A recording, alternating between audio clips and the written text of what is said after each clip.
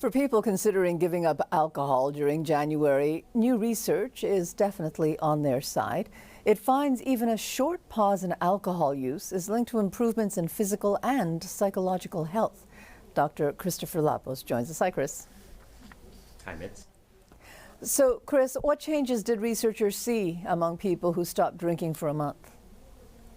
So it was actually kind of impressive. The people who gave up alcohol had lower blood pressure, they had better diabetes control, they had better liver function testing, they had better sleep, they had improvements in mood. Other research unrelated to this particular piece of research showed a decrease in arrhythmia with alcohol. So there seemed to be a lot of benefits, not just the cardiovascular ones and the metabolic ones, but also the ones in terms of mood and your general well-being overall. So do we know why there's such a wide-ranging effect to this? I mean, even beyond the physical changes, such as the better mood or better sleep?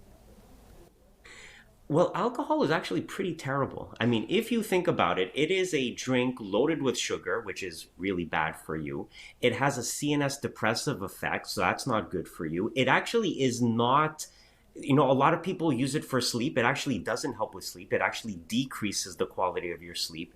A lot of people will use it to improve their mood or to feel happy. It's actually more likely to make you depressed. I mean, alcohol is pretty bad across the board. We just don't think of it that way because it's such a common part of our daily social interactions. Yeah, because it's amazing, Chris, isn't it, that stopping even just for a month can make this much of a difference? Well, it just goes to show you how bad it is. I mean, Well, yeah. anything that bad for you, stop it for a short period of time, you're going to see the effects. I think the other thing to remember is that, especially when we're talking about the metabolic stuff for which the science is more solid.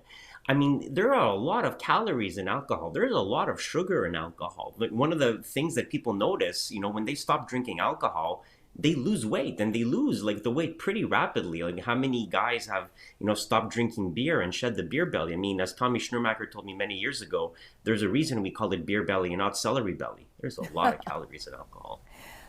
But why is there been such a shift, Chris, in the perception of alcohol from moderate drinking is good for us to no amount of alcohol is safe?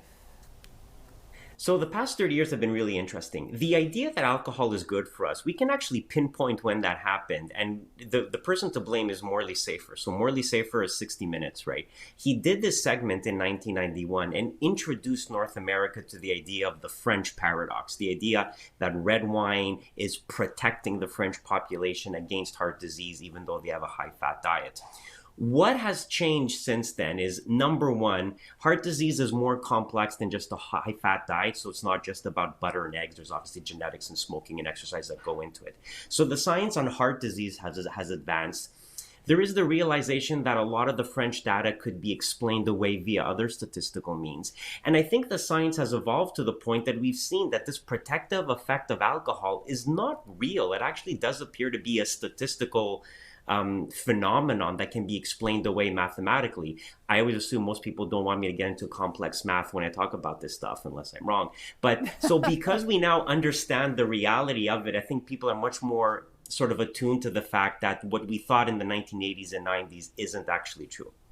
But physical and psychological effects aside, Chris, researchers also found that just taking a break from alcohol made people really sort of sit back and evaluate their relationship with alcohol.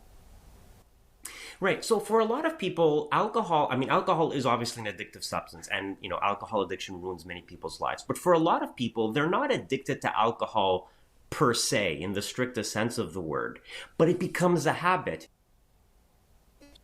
Go out for a month, you have a drink, right? This is the type of stuff that people do. And so the minute you give people a way to sort of unplug from that, you give them that pause, all of a sudden they realize, oh, this doesn't have to be a habit. I don't need to have a glass of wine with every meal that I have. And so when you get people to change their behavior that way, that's when you see the benefit and the change.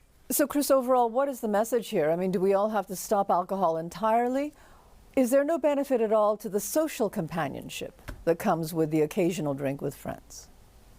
So you can certainly drink alcohol if you want to. I drink alcohol. I'm drunk right now, for example. I'm kidding, for the record. Listen, you can certainly drink alcohol, but you have to think of it the way you think of ice cream, right? You would not eat ice cream every day. You would not eat an entire tub of ice cream by yourself just because you feel sad. And if you do, you shouldn't. We have to start thinking of alcohol in that way. It's not beneficial. It doesn't have to be part of our daily lives. It can be a treat. It can be something we do on special occasions. And if we did it that way, I think that would be a much better and healthier way to look at it and to use it responsibly. Okay. Thank you very much for this, Chris. My pleasure.